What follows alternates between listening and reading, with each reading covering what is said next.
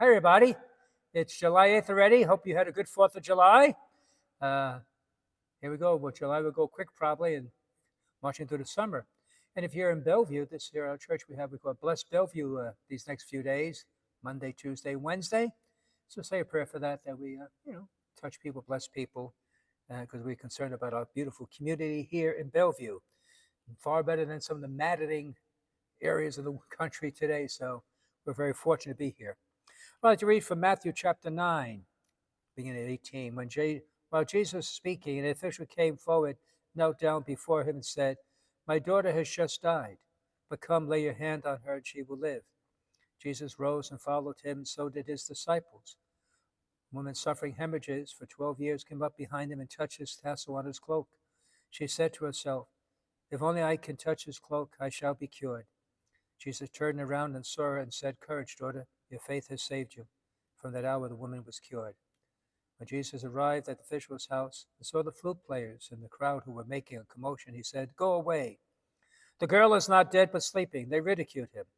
When the crowd was put out, he came out and took her by the hand, and the little girl rose. And news of this spread throughout all the land.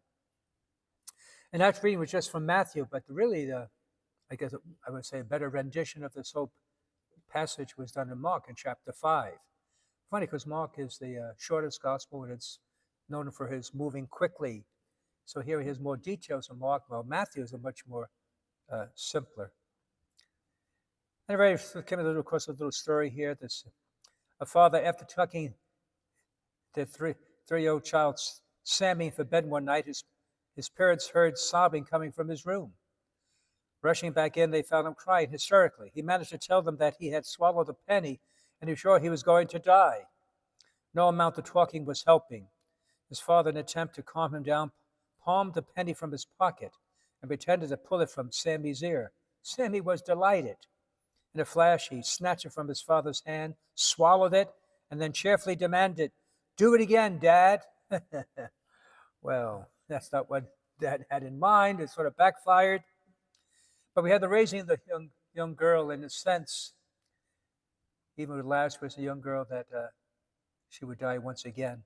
But the same way they sort of snatched, from death, and to show the Lord has power over that, even the most, powerful or seemingly overwhelming situations in our life, even death itself, and the woman with hemorrhage.